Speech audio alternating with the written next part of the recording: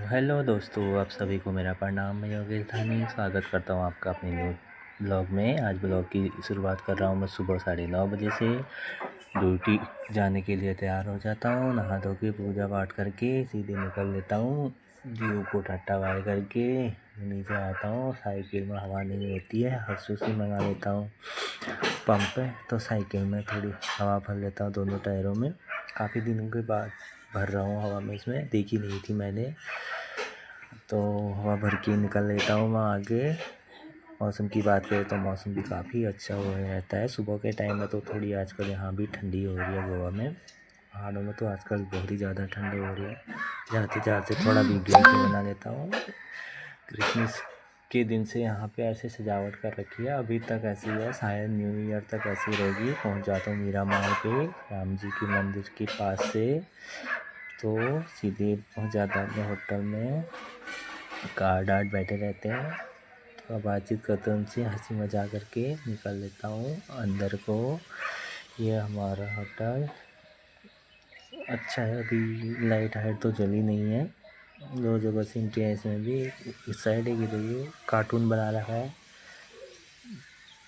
और सामने होता है मिरर। थोड़ा देख लेता हूँ अपना थोबड़ा, इसमें बाल हाल सेट कर लेता हूँ यहाँ से, तो पहुँच जाता हूँ सीधे किचन में। अभी यहाँ पे एक ही भाई रहता है, आया हुआ रहता है, जिसका काम होता है सुबह स्टाफ के लिए खाना बनाना। तो मैं भी आ जाता हूँ, अपने किचन में चले जाता हूँ, बस वही पाव बर्गर की तैयारी करने लग जाता हूँ। सबसे पहले सर की कैप पहननी पड़ती है, ताकि जो चीज़ भी हम बनाएं सर के बाल हाल उसमें ना गिरे। कैप वैप पहन के तो मैं देख लेता हूँ कि कितने पाव बर्गर बने हैं। फ्रिज में रखे जाते हैं रात को भी कभी 11 बजे, कभी 11:30 बजे। आजकल मेरी तो स्ट्रेट है, मैं 6 बजे चले जाता हूँ। और जब ब्रेक लगती है तो सुबह 9 से 12 और 12 से 4, 4 से फिर वही 11 बजे, 11:30 बजे छुट्टी होती है, घर आने तक बच जाते हैं 12। तो रख लेता हूँ मैं अपना अप्रन पहन लेता हूँ, क्योंकि मैदा चाहिए होता है पाव बर्गर बनाने के लिए, कपड़ों में बहुत लगता है। बस फिर वही उनका वेट करने लग जाता हूँ मैं पाव बर्गर का। पिछली वीडियो तो मैंने बनाई थी पाव बर्गर की, तो बस इसमें ऐसे ही बना लेता हूँ थोड़ा वक़्त।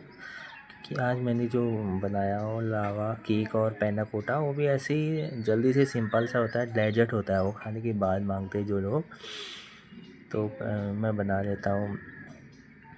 अभी तो मैं बर्गर का वेट कर रहा हूँ, तो उसमें लगे रहता हूँ।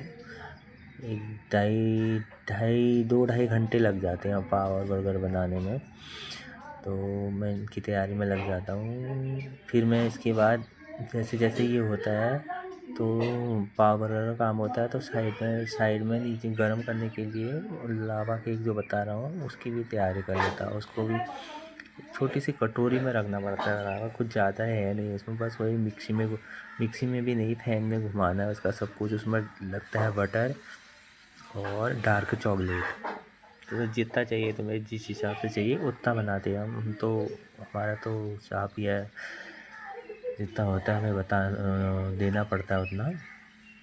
तो ये मैं वही कर रहा हूँ अभी, बटर और क्या कहते हैं डार्क चॉकलेट को मिला के थोड़ा गर्म कर लेते हैं इसको घुमा लेते हैं जब तक कि मेल्ट ना हो अच्छे से। और इसमें डालना पड़ता है शुगर और फ्लावर और अंडे, तो जितना डाला है उस हिसाब से। और मैं थोड़ी किचन की भी फ़ोटो खींच लेता हूँ, क्योंकि और भाई लोग भी आने लग जाते हैं और हो जाता है नाश्ता का टाइम। पोई मिलती है सुबह सुबह, सब लोग को तो अंडा खाते हैं, मैं अंडा खाता नहीं। अपने लिए भाई ने सब्ज़ी बना दी होती है, सब्ज़ी ले लेता हूँ और थोड़ा दही डाल लेता हूँ, तो नाश्ता कर लेता हूँ।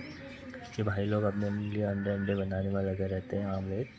तो मैं तो नॉन वेज खाता नहीं हूँ, बस ये खाता हूँ। होटल लाइन में जाके भी पता नहीं क्या क्या खाना पड़ता है नॉन वेज का, मैंने तो किया नहीं अभी तक, खाया नहीं, कोशिश करूँगा ना ही खाने की।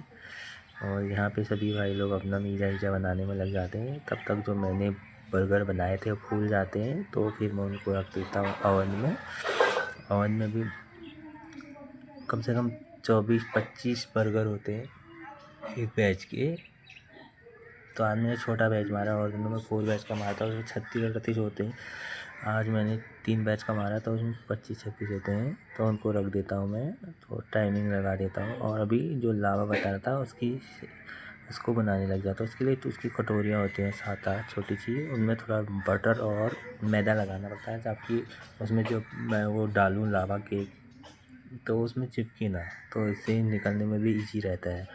जैसे ये बनाता हूँ, इसको बनाने के बाद इसको रखा जाता है 11 मिनट तक ओवन में, क्योंकि लावा पकता है, उसमें मैदा डालते हैं, वो पकाना पड़ता है और अंडे डालते हैं, तो छोटा सा बनता है वो केक। इसी में बनता है, कटोरे से निकाल के एक दूसरे वाले टेबल में देना पड़ता है, प्लेट में दे के उसमें इंग्लिश क्रीम डालते हैं तो हो जाता है।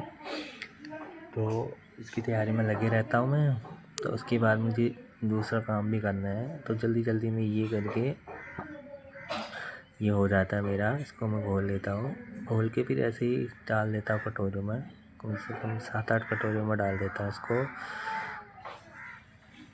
अभी इसको जैसे थोड़ा गर्म किया बटर को और डार्क चॉकलेट को, फिर उसको थोड़ी देर ठंडा होने देने पड़ता है। ठंडा होने के बाद फिर उसमें डालता है फ्लावर, मैदा और शुगर और अंडे, उन तीनों को मिक्स करके अच्छे से इसी बाद में थोड़ा ऐसे गाढ़ा गाढ़ा हो जाता है, तो उसके बाद डाला जाता है कटोरियों में।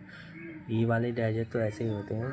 अगले ब्लॉग में कभी बनाऊंगा केक है, तो वो भी सिंपल ही होता है, ऐसे डिज़ाइन वाला होता नहीं है, ऐसे ही देने के लिए।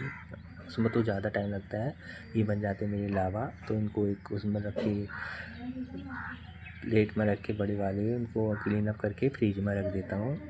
फिर तब तक मेरे हो जाते हैं बर्गर, उनको भी मैं निकाल लेता हूँ। 5-6 मिनट लेते हैं ये पक जाते हैं मेरे। इनको भी फिर वैसे इसमें से निकाल के, क्योंकि इसमें चिपक जाते हैं, फिर उसका पेपर भी लगाया रहता है, उनको उनसे हटा के दूसरे उसमें रखने पड़ते हैं। ये देखो बन जाते हैं। फिर मैं बनाने लगता हूँ पैना कोटा होता है बड़ा मस्त, ये मेरे को अच्छा लगता है। कोकोनट मिल्क जाता है, कोकोनट मिल्क पाउडर जाता है इसमें, और शुगर जाता है और वाटर जाता है और अगर जाता है 2-3 ग्राम। फिर इसके लिए भी ये भी डेजर्ट वर्क खाने के बाद ही जाता है। इनको भी बना देता हूँ। बनाने के बाद इनको भी 6-7 कपों में डालना पड़ता है। इनके छोटे छोटे गिलास होते हैं, 6 बनते हैं एक बार में, 6 बनाते हैं। मुझे ज़्यादा भी बना सकते हैं, तो अभी मैंने 6 ही बनाए क्योंकि थोड़े लोग थे। इनको फ्रीज में रखते हैं, इनका टाइम 5-10 मिनट तक ये जम जाते हैं। फिर इनको हम जैसे ऑर्डर आता है ऐसे देते हैं। तब तक के लिए जय श्री राम।